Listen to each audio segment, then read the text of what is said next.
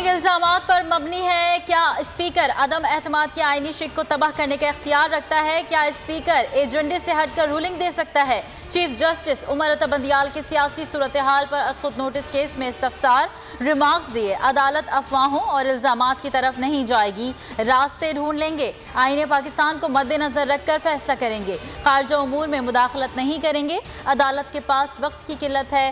सदर के वकील अली जफर ने कहा, अदालत भी पार्लियामेंट की कार्रवाई में मुदाखलत नहीं करती। कोई भी डायरेक्शन दायरे इख्तियार से तजावुज होगा।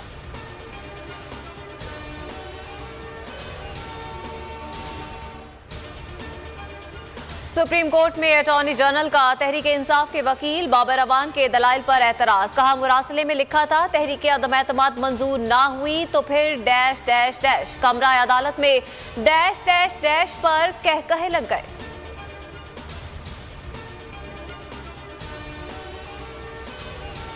सुप्रीम कोर्ट में पंजाब की सियासी सूरत हाल की गूंज। नून लीग ने आज फिर पंजाब असम्बली का मुकदमा अदालत उज़्मा में उठा दिया।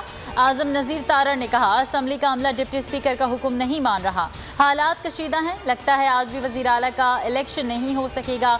चीफ जस्टिस ने मुकालमे में कहा, आज बहुत अहम केसेस सुन रहे हैं, आप मामला हाई कोर्ट ले जा सकते हैं।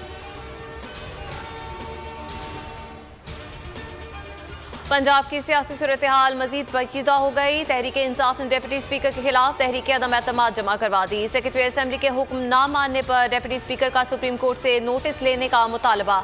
साद फीका परवेज इलाही के खिलाफ तहरीक अदम एतमाद जमा करवाने का फैसला। राना मशहूद का असेंबली सूरत हाल पर पटिशन लाहौर हाई कोर्ट में दायर करने का ऐलान। असेंबली इमारत को सील कर दिया गया, खारदार तारें लग गईं, पुलिस की भारी नफरी तैनात।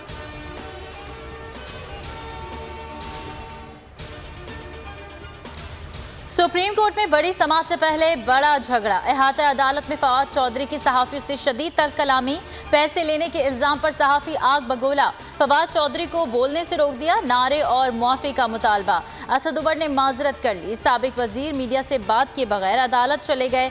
मरियम औरंगजेब ने कहा, सहाफियों की जबानबंदी के लिए पी का ऑर्डिनेंस लाया गया। शरी रहमान बोली, उन्हें खुद एहतसाबी की आदत बनाना होगी।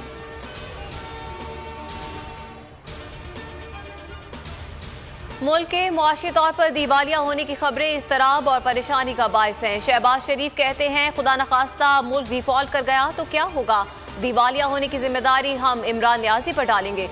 अदालत उज़्मा का जल्द फैसला करना कौमी मफादात में है।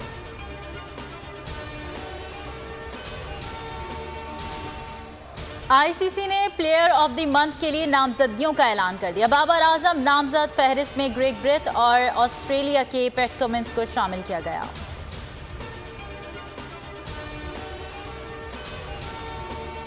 टेस्ट प्लेयर्स रैंकिंग, लेबुशिन की पहली पोजीशन बरकरार, स्टीव स्मिथ दूसरे, केन विलियमसन तीसरे नंबर पर, बाबर आजम 5वें नंबर पर बराजमान।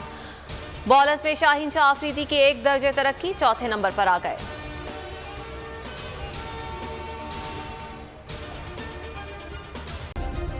सब्सक्राइब करें और बेल दबाएं ताकि कोई खबर रह न जाए।